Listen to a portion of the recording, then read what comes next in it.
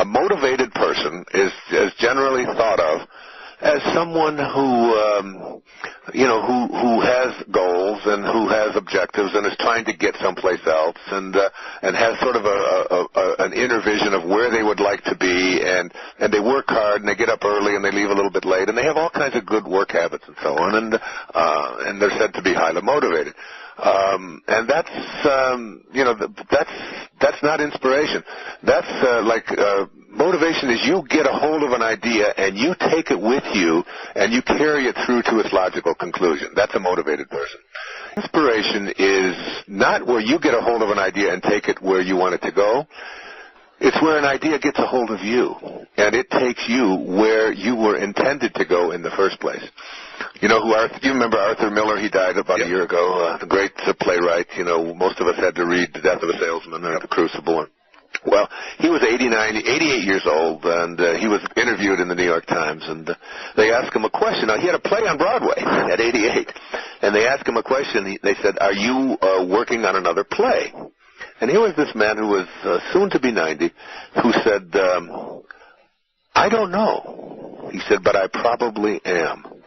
And I think it was one of the great inspirational moments in my life reading that, and it was really one of the things that motivated me to write a book about inspiration from this perspective, that there are things that get a hold of you. Now, Mozart was described this way, that he would have what he called lively dreams, and he said that these symphonies would present themselves to him.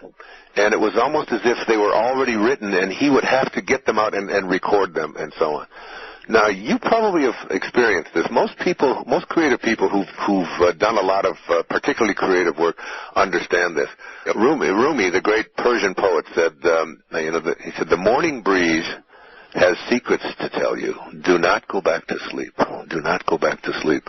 And what he was saying there was that when you are closest to God, between 3 or 4 o'clock in the morning, which is the best time for almost all of us, and almost everyone listening will awaken at one time or another between the hours of 3 and 4 and then go right back to sleep. But if you could understand that that's a wake-up call for you to be able to do what it is that you were designated to do, what you signed up to do, what your spirit is telling you to do, because inspiration is just about being in spirit.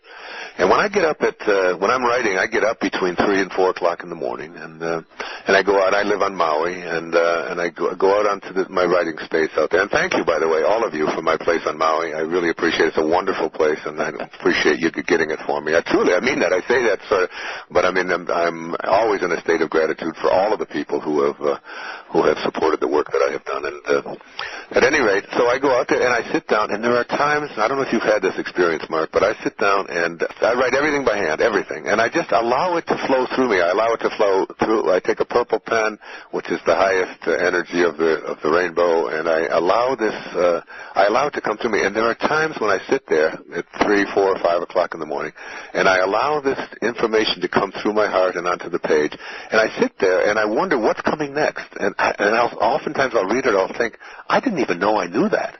And then if I get stuck on something, or if I'm just not quite sure about something, I'll just reach over, and sure enough, there will be in a book that I've just grabbed off of the shelf or that's laying there. I'll just pick it up and open it up, and exactly what I needed will be in there. It's like when Patanjali said, dormant forces come alive, and you discover yourself to be a greater person by far than you ever dreamed yourself to be. What happens is that when you get yourself into that spirit and you allow it to flow through you and to work with you and to work for you and support you, it's taking you where you were destined to go.